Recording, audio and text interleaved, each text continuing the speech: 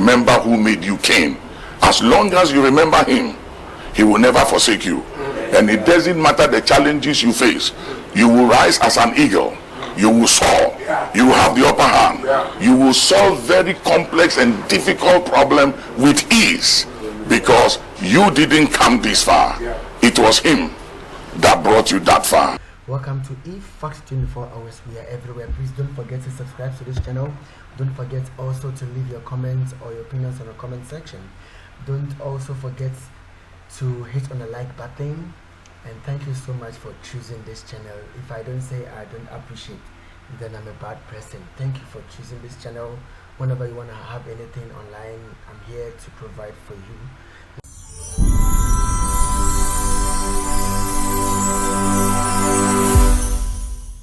Welcome back to eFacts 24 Hours. I can say there has been so much improvement, and I think like the heavenly doors are opening on behalf of the president, that is His Excellency President John Dramani Mahama.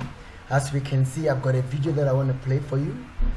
We have the US ambassador who assured support for the president of the Republic of Ghana, and as well our very own one of the gatekeepers of Ghana, Archbishop Duncan Williams, also congratulated him. I think it's a blessing. So I just have this video. I want us to go there and watch. Thank you so much and enjoy this video. My mission is to congratulate you, sir, in person. I have done so already. I assumed it.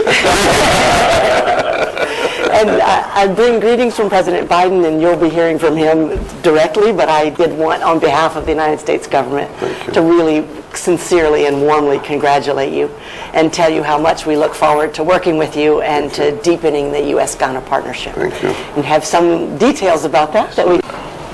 Thank you, Mr. President.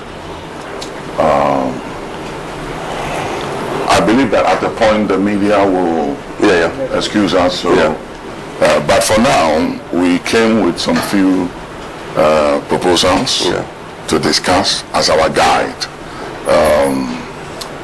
Most times when new presidents and government comes, there's a very high expectations that high expectation that everybody has, and so we know that expectations have to be managed, because you are a vessel that has come. I mean, these things that people say you've come to save, you've come to rescue, they should be very careful of that, because you are a vessel in the hands of God. So they should stop saying that and pray for you, rather, that God can use you to execute the mandate that the people of this country have entrusted into your hands. I know it's a difficult challenge. During the time you were in opposition, we were talking one time, and you were saying that Mama Lodina, you and her were talking, and it was like, what at all are you doing? You know, why are you standing for election with the kind of situation that we are facing and things are going through? But I think that was when you realize that it's a call and it's a mandate of God that you have to fulfill. And I remember that when we talked 2016, I had mentioned to you what I felt prophetically, that you had to leave, and at the right time you come again. And 2020 we met again with Honorable Elvis in my office, and I said to you that, Mr. President, you are not coming now, you will come after 2020. So when 2020 ended, I was very confident, irrespective of whatever anybody said, that it was your time to come back to fulfill mandate and to finish your unfinished business. And I believe that by God's grace, who preserved you, kept you alive, and you didn't die, and you lived, and you are still here, will guide you, preserve you, and give you what it takes to move this nation according to his mandate to where he wants to take this nation to. And we want to pray and believe that at your term of office, that the narrative, the negative narratives that have plagued governments of this country will change during your term in office, and that we will see a new and a beautiful Ghana by the grace of God.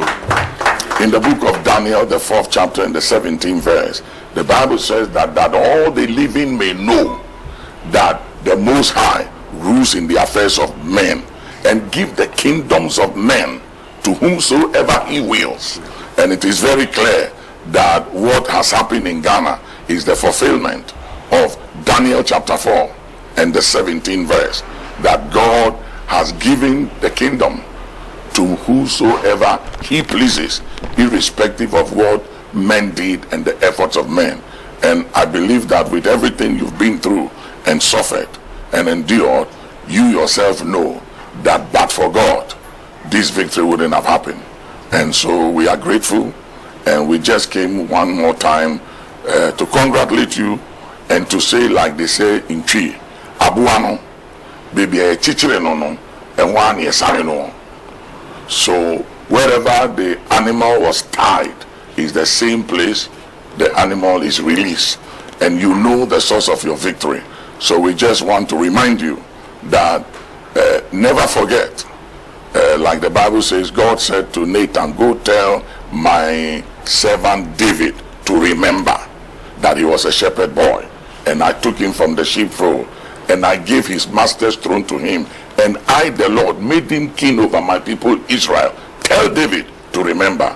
Mr. President, we want to say by the word of the Lord, remember where you have come from. Remember who made you king. As long as you remember him, he will never forsake you. And it doesn't matter the challenges you face. You will rise as an eagle. You will soar. You will have the upper hand. You will solve very complex and difficult problems with ease, because you didn't come this far. It was him that brought you that far. So on that note, I will hand over to the General Secretary to just mention some of the few points whilst the media is here, and then after that, the media can excuse us. Thank you. Thank you very much, and may God richly replenish you materially and spiritually for what you did, not only for me but for our country. I mean, it was obvious that Ghana was crying for a reset. I mean, something needed to give, because clearly we're on the wrong track, and even scientifically in all the surveys, it showed that more than 80% of our people believed that our country was going in the wrong direction. And so there was a need to change course, rebuild the morale of the country, raise our motivation in order that we can chart a new course. The responsibility has fallen on me to lead that new course, and like I said, I pray for the neck to be able to carry the burden that God has put on my head. But that burden becomes lighter if everybody comes together and shoulders a part of the burden. And so I believe that God will grant us that spirit of unity and that spirit of national cohesion, so that all of us can work together to make Ghana what it should be. It's not possible for one man to turn around the fortunes of the country. We all have to come together to be able to do that. I know that this victory is divine. I had a feeling in my heart that we were going to win, but the scope and drama, of the victory is not one that anybody could have anticipated. And so I continue giving thanks to the Almighty for what He has done, not only for me but for our country. And it is my hope that we'll be able to justify the confidence that the people of Ghana have reposed in us.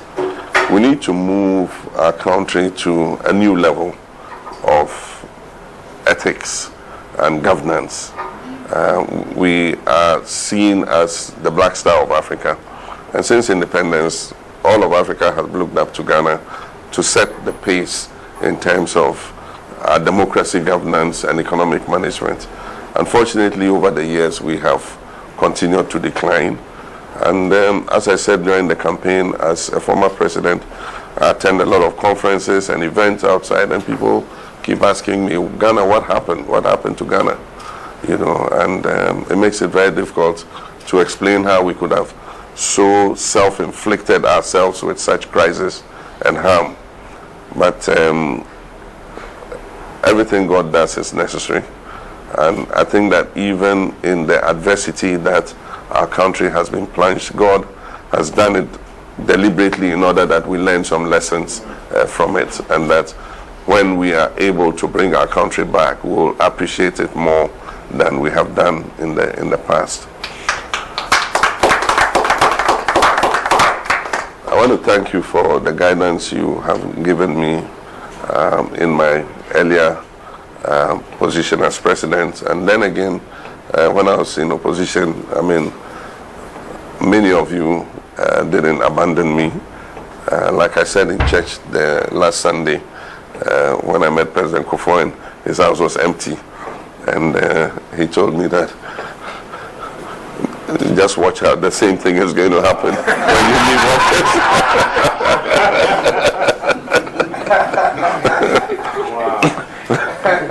And it did happen after 2016, not even a fly came passing by my house.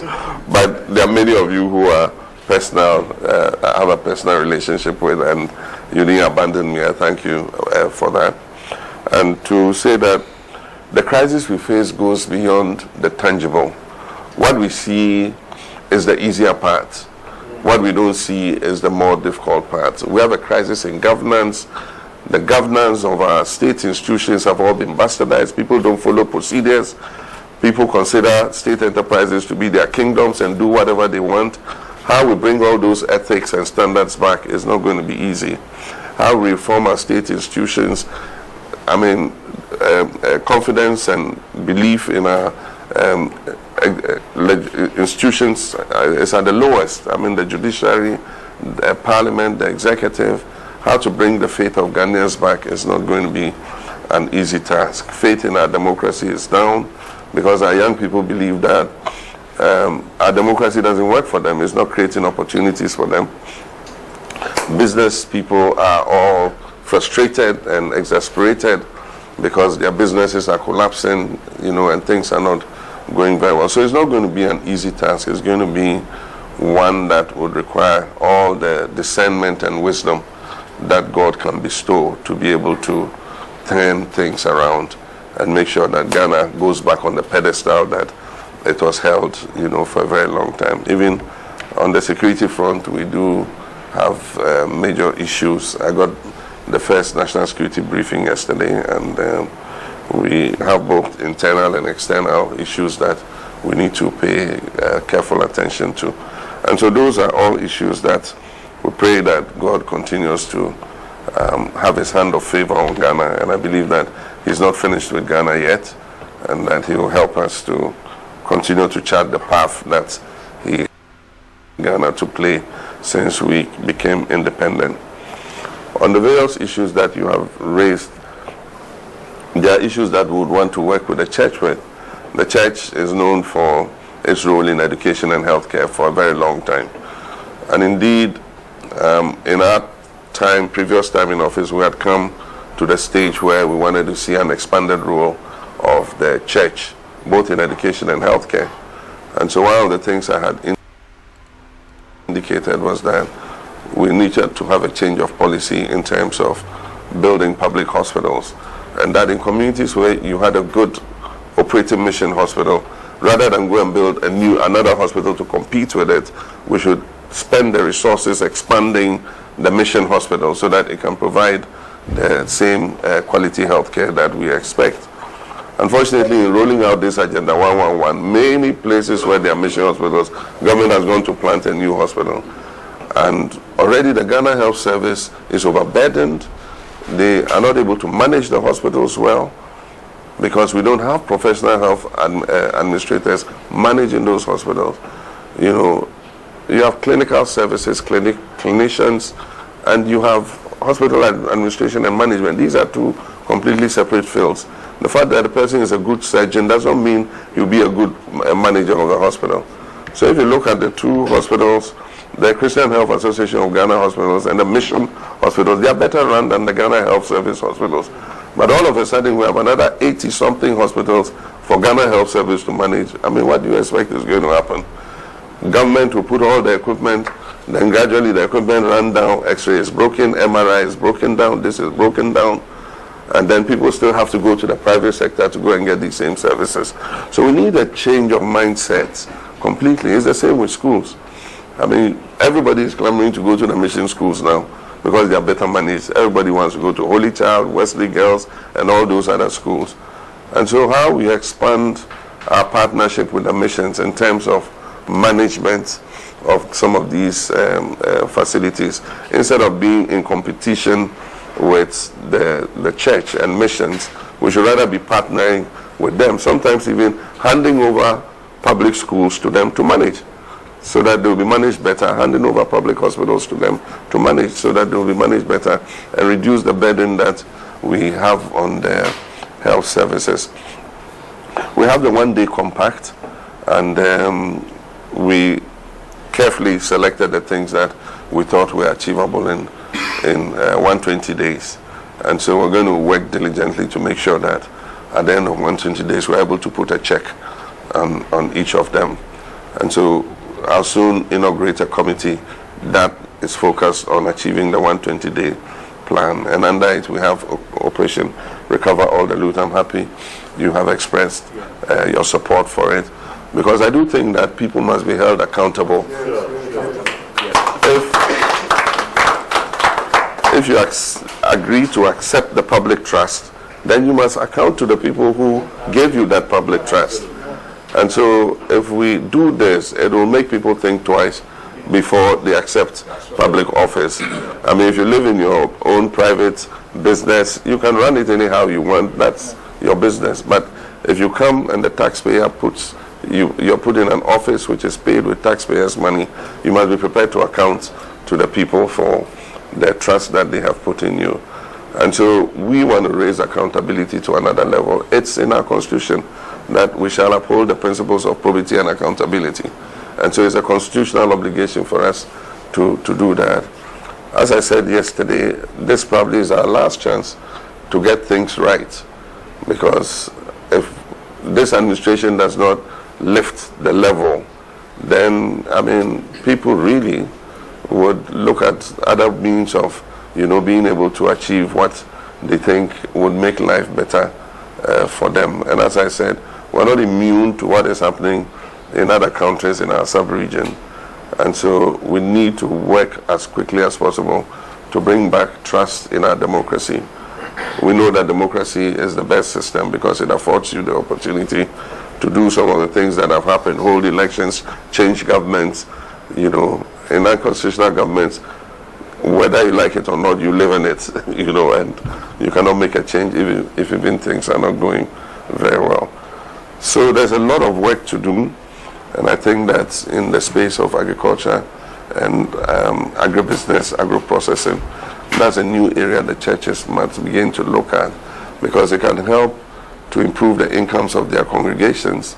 Nothing stops churches from going into agriculture and agribusiness, setting up factories to buy products off our farmers and process them for the market. Those are areas that we can look at. Churches can have, livestock projects where we produce meat for the market, can have poultry farms. The last time I went to Ahmadiyya, they had bought the Pomadze poultry farm, and they developed part of it into their mission house and others.